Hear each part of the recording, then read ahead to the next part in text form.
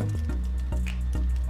Today I'm doing, I guess it'll be in two parts, but as you can see my door's open. This is a 2011 BMW 335xi, and I had an issue with the door not locking. It unlocks fine, but it doesn't go down, and I actually this is already a new actuator, so I'll make it my video to how to take this apart and put it back in. But I think like a lot of us who try to do things ourselves go online and watch YouTube videos of how to do it, and I followed a video that pretty much didn't like display all the steps, and went ahead and removed my own actuator, and then I end up breaking this. This is basically your manual key that you use on the door handle to unlock it, and a lot of the videos don't actually show you how to remove it properly, and I broke mine, so I bought a new one on Amazon for like, I think it was like less than 20 bucks. I'll put the link in the description, but I'm going to show you guys today how to actually install a new one in if you actually did break it, because if it does break, it's like towards the end here that snaps off, that gets stuck onto the handle. So I'm going to show you guys how to remove this and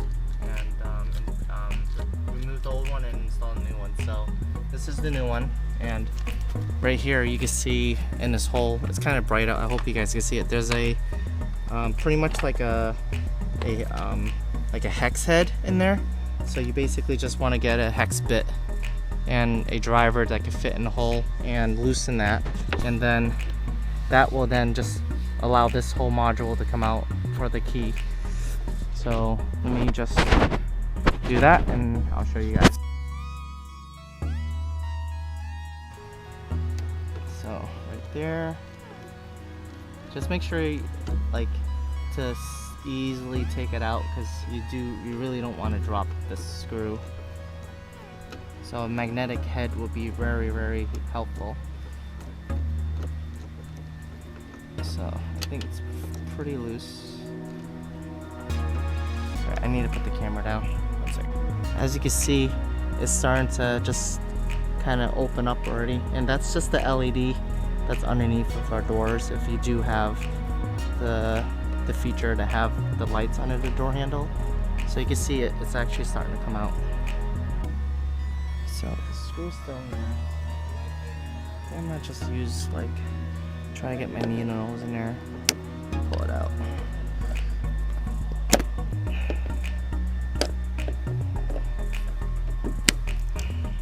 So hard to do it while holding the camera. It's coming out a little more. I used the needle nose to pull it out, and now it's actually coming out a little more. There you go.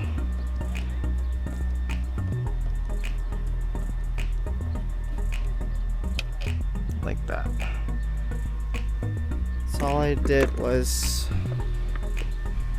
while this was still in the hole, I just put the needle nose in it like that and kind of yanked it out to help it pull out.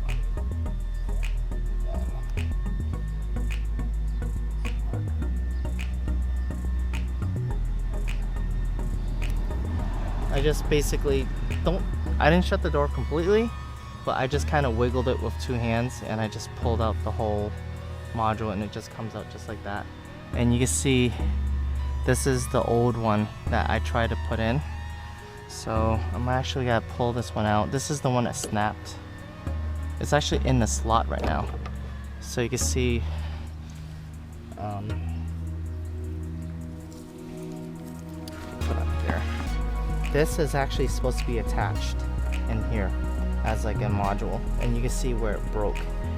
Like these little pieces here broke off. So if you do your actuator, make sure you do remove this part first, and then I'm gonna just replace it with the new one. So pretty much take this apart and just put on the new parts in.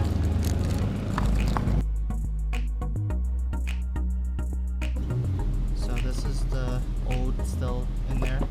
This is the new assembly that I got on Amazon. So it looks like it comes with all the parts that we need.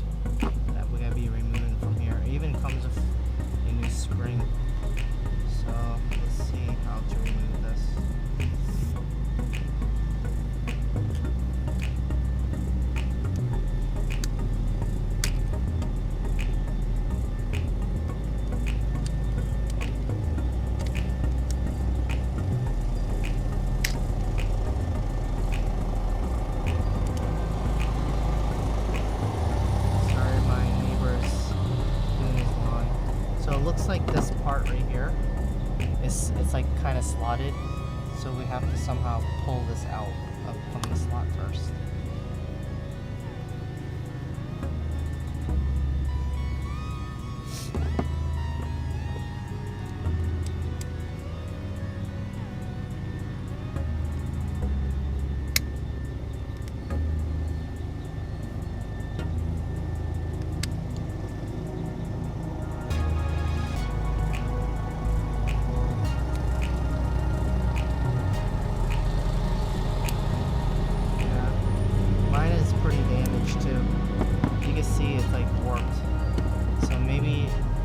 Problem wasn't the actuator in my car, because my issue was it unlocks completely fine, but then when I hit the button to lock the door, it wouldn't lock at all. So maybe the actual mechanical part of it was preventing it from locking. So we gotta just try to we gotta take it apart and we gotta reinstall it exactly how we took it apart. So then the spring here is actually being hung on this lip here. So all I'm going to do is release it. So, and then I'm going to remove the old parts. So this one is identical to this one here. This is the spring, this is this. So we still have two parts that we have to remove.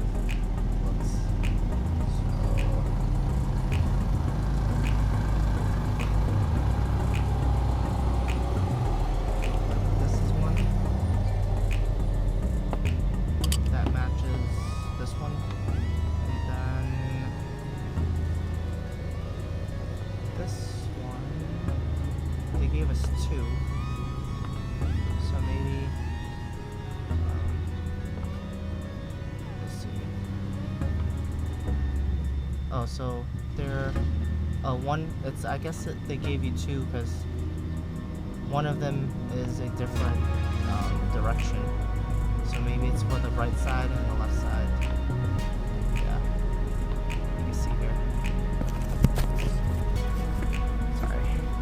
You see this one is the existing one, how it points at 11 o'clock and 5 o'clock. This one points at 11 and 5, but then this last one, you see, it doesn't matter how I turn it, it points the opposite. So I'm pretty sure this one is for the driver's side, and this is the passenger. Hi, Mommy. Oh, hi, Mommy. Alright, my mom just came. That was just her. Yeah, so this is for the passenger side, and this is for the driver's side. Alright, so let me just put everything back together. Alright, so we have put this all back together. So it's important that there's two things you actually want to match up. These are like indented in on the bottom side here. And then in the same time, there's the three slots that you want to match up to the top here. So down here, you can see, I'm going to point it with my pliers. There's these two indents. You want to match it up with the two that's in the bottom here. So if these don't match up, it's actually not going to sit. It's actually not going to sit nice. So you want to keep turning with your key and the handle here until it's basically to the position that you want it to be at for the bottom part for it to sit right. So this part, this one, and this groove has to match what you're trying to put in here. So we can put this in. I think the easiest way is just to put this into a slot for now, and then turn the actual key and press down on this piece with your thumb, like what I'm doing, until it sits down flush with it. So I can feel it now. It's right. Let's see. Right there. There you go. So now, oops, I just unlocked it out. Crap. you can see that there's a lip there, right? So I'm pushing down with my finger on it while I'm turning the key, and then when it falls into the slot, you can see that this is flush now. And then while that's flush, that's a good sign. That means this part here, that's gotta rotate. The second part is actually indented, so we gotta match the two teeth here to the teeth that's actually protruding there. So we're gonna put this through the top, and then we gotta try to match it with the teeth. So then that this whole assembly should move now with your key, like so, while I'm moving the key, and it should be flush like this. So then the next part is where I put the spring in. Oh, this is the old spring. This is the new spring. So we're gonna put the spring in, like so, and then we're gonna push down the spring like this with my finger, and then we have to put this module in while the spring is being pressed down with your finger, like this. And then to hold everything in place, this is the piece that we gotta use. So with everything compressed down, you could use the finger, like your two middle finger, index finger, just like this in the hand, and then we're going to I'm gonna use my thumb to push down this spring here to get out of the way, and we want to basically spin this until the two openings is exposed, so we could get this part in to lock it in place like this.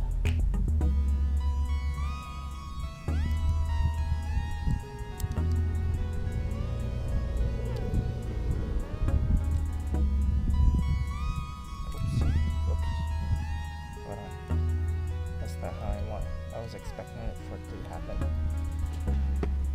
Okay, let's retake that.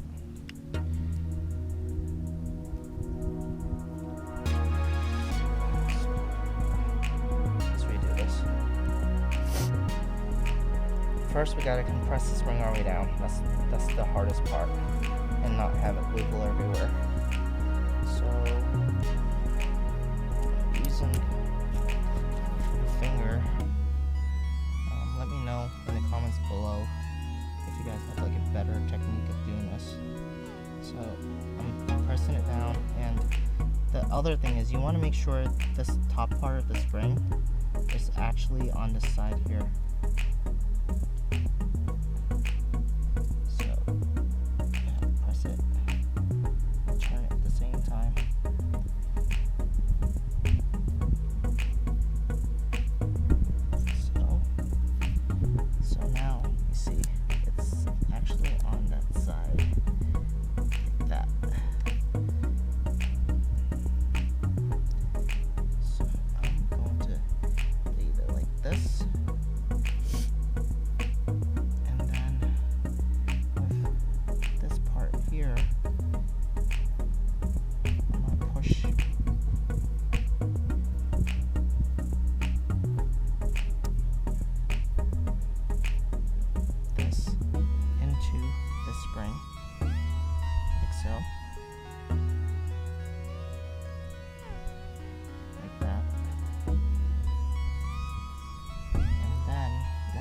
Holding it with my finger like this, where it's lined up with the slot here, the open slot, this part, we're basically gonna take this and lock everything in place.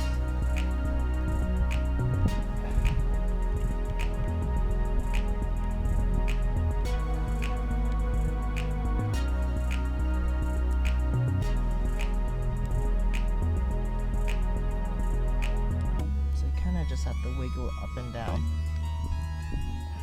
because this is trying to go in both locations to lock everything in place like that. So you just push it in and it slides through this part and the actual head of the thing. So then now with the key in place, the springs are doing its job, and then when I turn the key, this whole module turns too, like so, and then you can take your key out. Alright, so then time to reinstall this into here. So we gotta do everything backwards. That's the hole for the hex screw that we just removed, this one. So you can see here, this hex screw is what goes through the door hole and tightens up in here. So now we gotta just install this whole module back into the hole. And it's kind of hard to see, but in the hole itself, that's where the actuator sits. And it does need to sit correctly with the teeth here that's on the end of this. So let's just put this down again.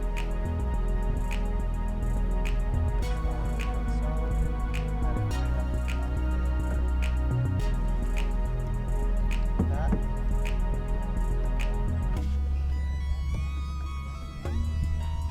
And to help it maneuver into the actuator, because right now you can see it's kind of popping out, I'm gonna just put my key in here so I could turn this so it sits into the actuator, because you want that tip, that like arrowhead tip, to actually sit into the actuator here. And now that it's sitting flush here, you can see I could turn it like so. I'm gonna actually put the screw in there like that. So make sure you have like a magnetic tip, because I think it'd be a really frustrating installation if this actually falls down in this hole and it goes in your door jamb, and then you have to stick your hand through there to get it out.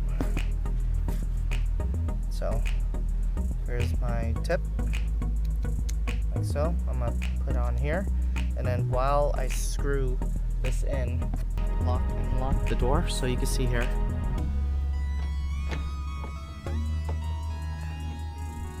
so lock, and it's actually in the unlock position right now. So this goes down to lock it, like so. So you can see on this angle, that's what I'm doing, like that.